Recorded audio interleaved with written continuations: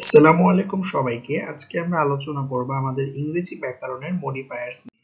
তো সবার আগে যদি আমরা দেখি যে মডিফায়ার্স কাকে বলে।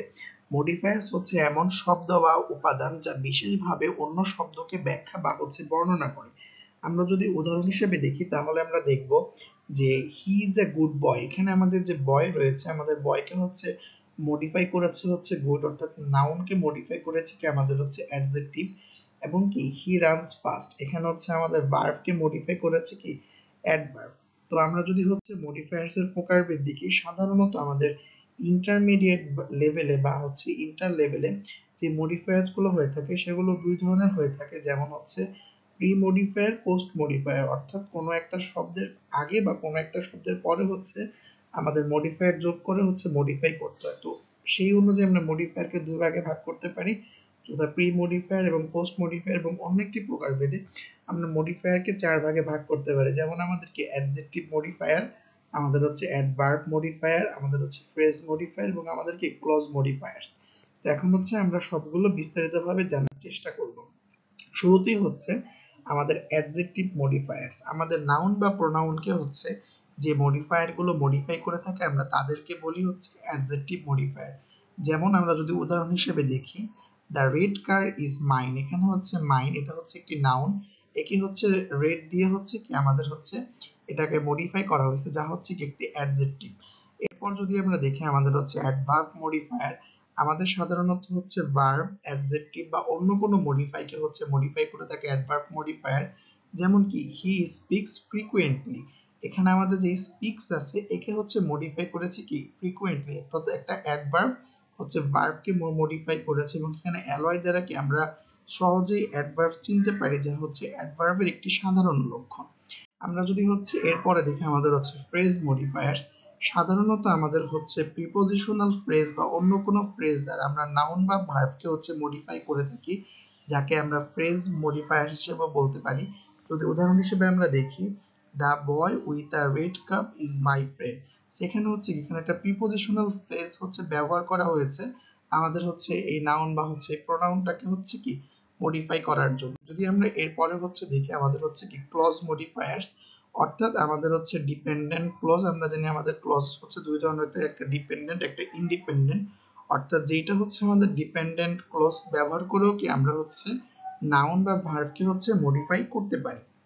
যদি আমরা একটা উদাহরণ দেখি, the man who is standing there is my teacher, অর্থাৎ এখানে একটা ডিপেন্ডেন্ট ক্লজ ব্যবহার করে কি আমাদের মডিফাই করা হয়েছে।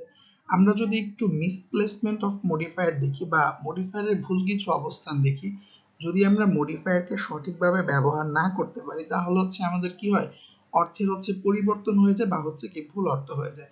যেমন যদি আমরা এই বাক্যটা লক্ষ্য করি, হি নেয়ার drove the car for 6 hours a day, অর্থাৎ এইটা কি এটা আমাদের কোনো প্রকার অর্থ বা সেন্স মেক করতেছে না।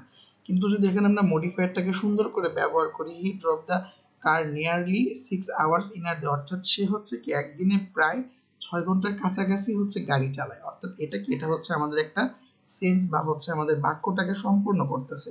এগুলো অনেকটা আমাদের আকাঙ্ক্ষা বা আসক্তি যে ছিল আমাদের বাংলা ব্যাকরণে, যেগুলোর জন্য আমাদের একটা বাক্যতার যোগ্যতা অর্জন করতে অনেকটা সেরকম।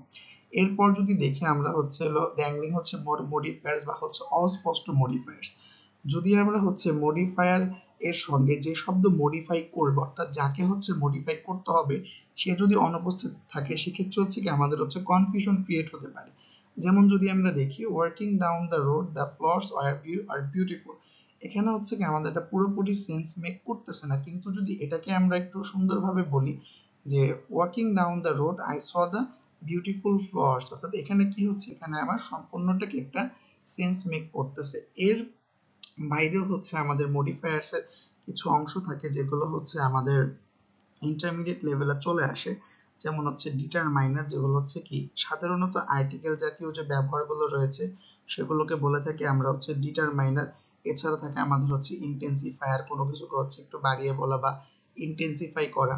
আমরা যদি দেখি যে আমাদের পরীক্ষার জন্য কিভাবে পড়লে আমরা আসলে ভালো নম্বর পেতে পারি, যেহেতু কিছুদিন পরে আমাদের আবার একটা এইচএসসি পরীক্ষা অনুষ্ঠিত হতে যাচ্ছে, সবার আগে আমাদের মডিফায়ার্স বসানোর নিয়মগুলোকে সঠিকভাবে জানতে হবে।